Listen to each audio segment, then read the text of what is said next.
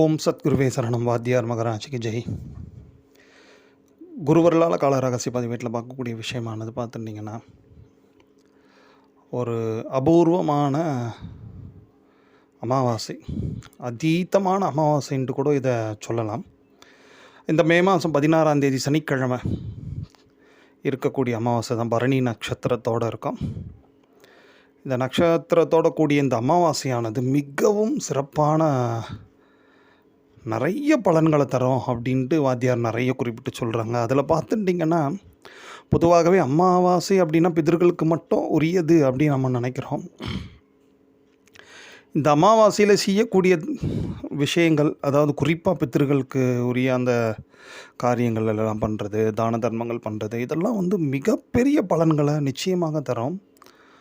அதுலேயும் ஒவ்வொரு குடும்பமும் நல்லா இருக்கணும் அப்படின்ற ஒரு ஏக்கம், ஒரு எதிர்பார்ப்போடு தான் நம்ம எல்லாருமே, அடியன் உட்பட எல்லாருமே நமக்கு ஒரு நல்லது நடந்துடாதா, நமக்கு ஒரு நல்லது நடக்கணுமே அப்படின்ட்டு தான் நம்ம ஒவ்வொரு நல்ல காரியங்களையும் தெய்வ வழிபாடு இதெல்லாம் பண்ணுறோம். அது எல்லாமே நம்ம பண்ணுறதெல்லாம் நமக்கு நல்லபடியாக பலன்கள் தரணும் அப்படின்ட்டு பார்த்தாச்சுன்னா, அதுக்கு எப்பொழுதுமே வாத்தியாரும் சரி, ஜோதிடத்துலேயும் சரி, என்ன ஒரு விஷயம் முன்னாடி சொல்லுவாங்க அப்படி பார்த்துட்டிங்கன்னா, 2 பேரோட அனுக்கிரகம் கண்டிப்பாக இருக்குன்னா, அதில் முதல்ல பித்ருக்கள், நம்மளோட முன்னோர்களோட ஆட்சி இருந்தால் தான் நம்மளோட வழிபாடே பரிபூர்ணத்துவம் அடையும் அப்படின்ற ஒரு விஷயத்த சொல்லுவாங்க. 2வது குலதெய்வத்தோட ஆசி. இந்த 2 பேரோட அனுக்கிரக ஆசி இருப்பின் அந்த குடும்பம் நிச்சயமாக சௌக்கியமாகவும் சகலவித ஐஸ்வர்யங்களோட நல்லபடியாக இருக்கும் அப்படின்ற ஒரு விஷயத்த வாத்தியார் உட்பட எல்லா பிரிவுங்களுமே அதை தான் வலியுறுத்தி சொல்கிறாங்க.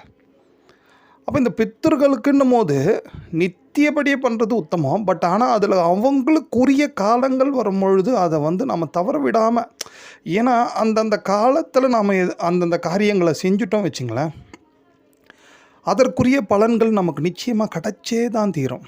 அதில் எந்த விதமான மாற்றமும் நிச்சயமாக இருக்காது. என்ன ஒன்று காலதாமதமாகலாம், முன்ன பின்ன இருக்கலாம், நம்மளோட எதிர்பார்ப்பு பெருசாக இருக்கிறதுனால அது கொஞ்சம் தள்ளி கூட போகலாம், அப்படி இருக்கலாமே காண்டி. பட் ஆனால் நம்ம பண்ண நற்காரியமானது, இந்த பித்தர்களுக்குரிய காரியங்களில் கிடைக்கக்கூடிய பலன்களானது நிச்சயமாக நமக்கு வீண் போகாது.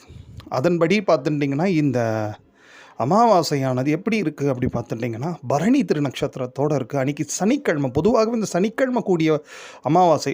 இந்த அமாவாசை திதியானது வாத்தியார் எவ்வளவு விஷயங்கள் சொல்லியிருக்கிறாருங்க. அதில் இந்த விஷ்ணுபதிலாம் வாத்தியார் தான் ஃபஸ்ட்டு எடுத்து கொடுத்தாரு.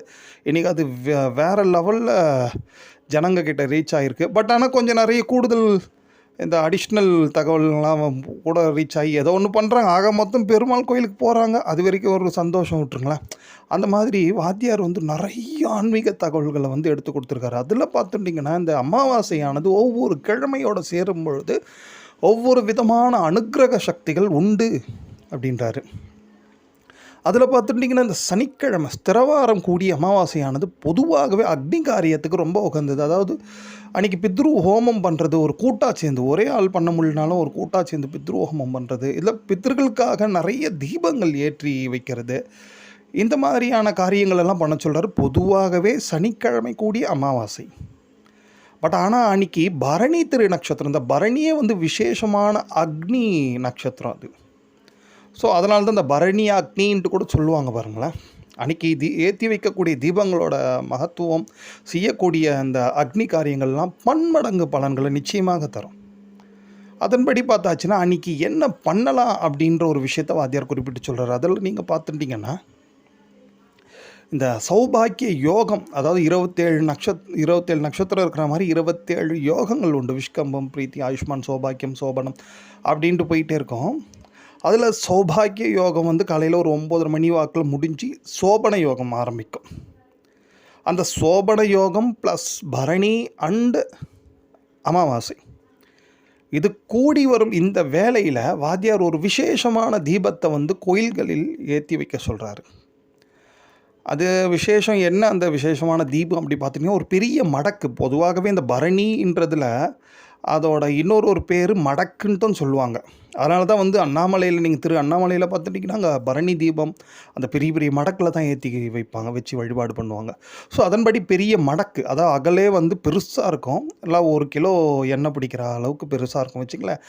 அந்த மடக்கில் சுத்தமான தைலம் அதுதாங்க இங்கே ரொம்ப அல்டிமேட். நிறைய பேர் போனால் டெய்லி தீபம் போடுறோமா, அந்த தீபத்துக்குரிய தைலம் எங்கே பார்த்தாச்சுன்னா இந்த நான்வெஜ் எல்லாம் பண்ண வேஸ்டேஜ் ஆயிலில் எசன்ஸோ சென்ட்டோ கலந்து அதில் போய் பாவம் கஷ்டப்பட்டு அவங்க தீபம் ஏற்றி வச்சுட்டு உட்காந்து பிரார்த்தனை பண்ணிட்டு இருப்பாங்க. அதில் என்ன எப்படி அவங்களுக்கு தேவதைகள் தைல தேவதைகள் அங்கே வாசம் பண்ணி அவங்களுக்கு அனுக்கிரகம் பண்ணுவாங்க எனக்கு தெரியல. பட் ஓகே, பட் முடிஞ்ச அளவுக்கு குறிப்பிட்ட காலங்கள்லையாவது முடிஞ்ச அளவுக்கு, ஏன்னா சுத்தமான தைலம் வந்து கொஞ்சம் கூடுதல் விலை தான், பட் நம்ம பிரார்த்தனை பெருசாக இருக்குல்ல. ஸோ அதனால் சுத்தமான தைலம், அதுலேயும் குறிப்பாக தைலம் உத்தமம் நல்லெண்ணெய், ஏன்னா சனிக்கிழமையாக இருக்கிறதுனால அதை நிறைய அந்த மடக்கில் ஃபுல்லாக 1 கிலோவாவது பிடிக்கிற அளவுக்கு ஊற்றிட்டு அங்கே வந்து எப்படின்னா ஒரு பெரிய தீரியை போட்டு தீபம் ஏற்றுற மாதிரி பெரிய தீரியை போட்டு தீபம் ஏற்றணும். அதுக்கு நடுவில் என்னென்னா ஒரு மஞ்சள் துணியில் வசம்பு, மாசிக்காய் அண்டு எள், இந்த 3மே வந்து சேர்ந்த ஒரு பெரிய முடிச்சுன்ட்டு கூட இல்லை, ஒரு மீடியமாக 3மே இருக்குது. அந்த 3ம் வந்து மூலிகை. அது அந்த 3த்தையும் வந்து ஒரு மஞ்சள் துணியில் முடித்து அந்த பெரிய வட்டில் இருக்குது பார்த்திங்களா, ஒரு தீபம் வந்து ஏற்றிட்டு இருக்குது, திரி மூலியமாக எரிஞ்சுட்டு இருக்குது. இது வந்து நடுவில் இதையும் ஏற்றி வச்சிடணும். இதை நடுவில் நீங்கள் வச்சுட்டு இதையும் நீங்கள் ஏற்றி வச்சிட்டிங்கன்னா ரொம்ப விசேஷம். இது இந்த மாதிரி நாம் தீபம் ஏற்றி வழிபாடு பண்ணுறதுனால என்ன விதமான அனுக்கிரகம்ப்பா. ஏன்னா இவ்வளோ சொல்கிற வசம்பு அது மாசிக்காய் எல்லாத்தையும் போய் வாங்கி முடித்து போட்டு நடுவில் வேற வச்சு அது ஒரு தீபம் இது ஒரு தீபம், இப்படியெல்லாம் தீபம் ஏற்றுறோம். என்ன பலன் பார்த்துட்டிங்கன்னா, நரகலோகத்தில் அவஸ்தைப்படுகின்ற நம்மளுடைய மூதாதையர்கள், அதாவது மற்றவங்க இல்லை, நம்மளோட முன்னோர்கள் சரியான தான தர்மம் நல்ல விஷயங்கள் எதுவுமே செய்யாமல் நரகத்தில் மாட்டின்னு இருக்கிறாங்க அப்படின்னாச்சுன்னா அவங்க எல்லாருக்குமே இந்த தீப வழிபாடானது அவங்களுக்கு ஒரு நல்ல வந்து விடுதலையை பெற்றுத்தரும். நரகலோக வாழ்க்கையிலேருந்து அவங்கெல்லாம் விடுதலை பெறுறாங்க அப்படின்ற ஒரு விஷயத்தை வாத்தியார் இங்கே குறிப்பிட்டார். ரொம்ப ரொம்ப அல்டிமேட்டான விஷயங்க அது. ஏன்பா அவங்க நரகத்தில் தான் இருக்கிறாங்களா சொர்க்கத்தில் இருக்காங்க நமக்கு எப்படியா தெரியும், என்னையா நீ பேசுகிற அப்படின்ட்டு நிறைய பேர் யோசிப்பீங்க. அவங்க நரகத்தில் இருந்தால் நம்ம வாழ்க்கை இங்கே நரகமாக இருக்கும், வேறு ஒன்றுமே கிடையாது. ஏன்னா இது ஜெனட்டிக் கனெக்ஷன். இது எல்லாமே முன்னோர்கள் எங்கே மேலே அவஸ்தைப்படுறாங்களோ நம்ம இங்கே அவஸ்தைப்படுவோம். முன்னோர்கள் மேலே எப்படி சோஃபிஸ்டிக்கான நல்ல சந்தோஷமாக ஒரு திருப்தியாக இருக்கிறாங்களோ, முன்னோர்கள் திருப்தி நல்லபடியாக இருக்கிறாங்கன்னா நம்ம இங்கே திருப்தியாக சந்தோஷமாக இருப்போம். இது தாங்க இதோட ஸ்கேல் வந்து இது தாங்க. நம்ம இதை எப்படி கண்டுபிடிக்கிறது, நம்ம லைஃப் தான் இதுக்கு ஸ்கேலே. நம்ம ஃபேமிலி நம்மளோட வாழ்க்கை ரொம்ப சிறப்பாக இருக்கா, ஓகே, நம்ம முன்னோர்கள் வெரி செட்டில்டு. நம்ம ஏதாவது ஒன்று மாற்றி ஒன்று அவஸ்தை. பணம் இருந்ததுன்னா வேறு வகையான பிரச்சனை, இல்லைன்னா பணமே பிரதானமான பிரச்சனை. இப்படியே அவஸ்தைப்பட்டு இருக்கோம். தினப்படி நம்மளே நரக வாழ்க்கையில் இருக்கிறோன்னா நம்ம முன்னோர்கள் அங்கே எந்த விதமான நற்காரியம் பண்ணாம பாவம் அவங்களுக்கு தெரியாததுனால போய் நரகத்தில் மாட்டின்னு அவஸ்தைப்பட்டு இருக்காங்க. அவங்களெல்லாம் மீட்டெடுக்கிறதுன்றது மிகப்பெரிய கடினமான வேலை அது. ஸோ அந்த காரியத்தை ஒரு விஷயம் ஒரு தீபம் நமக்கு நிகழ்த்தி தரோன்னா அது இந்த மாதிரி வரக்கூடிய அமாவாசை கூடிய பரணி நட்சத்திரம் கூடிய சோபன யோகம் கூடிய இந்த காலத்தில் நம்ம பண்ணக்கூடிய அந்த தீப வழிபாடானது கோயில்களில் நம்ம முன்னோர்களுக்கு நிச்சயமாக ஒரு நல்ல ரிலீஃபை தரும். அந்த ரிலீஃப் அவங்க அடைஞ்சிட்டாங்கன்னும் போது நம்ம இங்கே படிப்படியாக நம்ம பிரச்சனையிலேருந்து விடுபடுவோம்.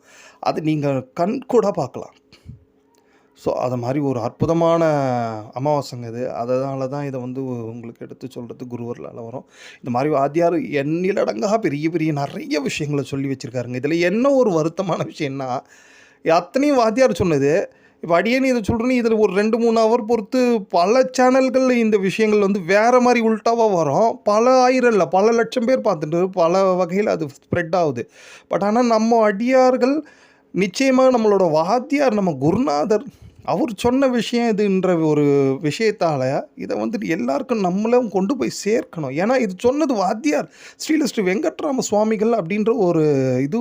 அவருக்கு பேர் புகழ்லாம் வேணாம்ப்பா. அவர் எப்பயோ சுவாமி வந்து ஜீவசமாதி ஆயிட்டாங்க, சமாதி நிலையில் இருக்கிறாங்க. அவருக்கு ஆனால் அவர் சொன்ன இந்த விஷயம் அவரோட பேர், அவரோட அந்த குருநாதரோட புகழ் வந்து ஓங்கணும் இல்லையா? அது நம்ம அகஸ்திய விஜய் அடியார்கள் ஒவ்வொருவரோட கடமையும் அல்ல. ஸோ அதையும் நம்ம பண்ணணும். ஏன்னா இது இந்த மாதிரி விஷயங்கள்லாம் நிறைய இடத்துல கொஞ்சம் இந்த விஷ்ணுபதியை கொஞ்சம் உல்ட்டா பண்ணி சொல்லி இன்றைக்கி லட்சக்கணக்கான பேர் பண்ணிட்டு இருக்காங்க. அந்த மாதிரி பல விஷயங்கள் உல்ட்டா ஆகாமல் அப்படியே இது வாத்தியார்ன்ற ஒருத்தர் வெங்கட்ராம சுவாமிகள் சொன்னாருன்ட்டு ரீச் ஆகும்போது நம்ம குருநாதருக்கு நம்ம செய்யக்கூடிய ஒரு சிறிய காணிக்கை. ஸோ அதையும் அகஸ்திய விஜய் அடியார்கள் எல்லாருமே பண்ணணும். ஏன்னா இது எல்லாருக்கும் பொதுவானது. இது ஒரு சமுதாயத்துக்கு, ஒரு மனிதர்களுக்கு மட்டும்தான் அப்படின்ட்டு இல்லை. எல்லா மனிதர்களுமே இன்றைக்கி நரக வேதனையில் தான் வாழ்கிறாங்க. அவங்க முன்னோர்கள் பாவம் நரகத்தில் நிறைய அவஸ்தைப்படுறாங்கன்றது தான் அதோட அர்த்தம். அதனால் அவங்க முன்னோர்களும் நரகத்தில் இருந்து விடுதலை அடைஞ்சி நம்ம இங்கே இருக்கக்கூடிய அந்த மனிதர்கள் எல்லாருமே வந்து சந்தோஷமாக இருக்கணும்னா இப்பேற்பட்ட ஒரு வழிபாடு தேவை. வந்து எல்லாருக்கும் எல்லாரும் இதை எடுத்துகிட்டு போய் சேர்க்குறதும் ஒரு மகத்தான புண்ணியம். இந்த மாதிரி பார்த்துங்க. கூடுதலாக இன்றைக்கி பார்த்துட்டிங்கன்னா இது சனிக்கிழமை காலையில் வந்து நம்ம குளிகை இருக்கும். அன்றைக்கி பரணி வேறு இருக்குது. அந்த நாளில் வந்து நீங்கள் பைரவருக்கும் முடிஞ்ச அளவுக்கு நிறைய தீபங்கள் ஏற்றி வழிபாடு பண்ணுறது ரொம்ப உத்தமமாக இருக்குது. ஜோதிட தகவல் இது. ஏன்னா பரணி வந்து சுவாமி பைரவரோட வழிபாடுக்கு உகந்த ஒரு திருநக்ஷத்திரம் அது. அதில் குளிகையும் சனிக்கிழமையும் சேரும் பொழுது, கூடுதலாக அமாவாசையும் சேரும் பொழுது இன்னும் விசேஷம்.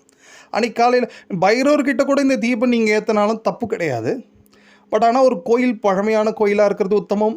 குறிப்பாக சுயம்பு ஆலயங்களாக இருப்பின் அதிமகா உத்தமம். அந்த மாதிரி பார்த்துக்குங்க. ஸோ அன்றைக்கி இந்த நாளை வந்து முறையாக பயன்படுத்திட்டு கூடுதலாக பார்த்துட்டிங்கன்னா முடிஞ்ச தான தர்மங்கள், சின்ன சின்ன தான தர்மங்களாவது அட்லீஸ்ட் நம்ம சக்திக்கு என்ன முடியுமோ அதை பண்ணுறதுனால நிச்சயமாக நம்ம முன்னோர்கள் நல்ல நிலை அடைவாங்க. அவங்க நல்ல நிலை அடையும் பொழுது நம்மளும் நம்மளோட சந்ததிகளை நல்லா தான் இருப்போம். ஓம்.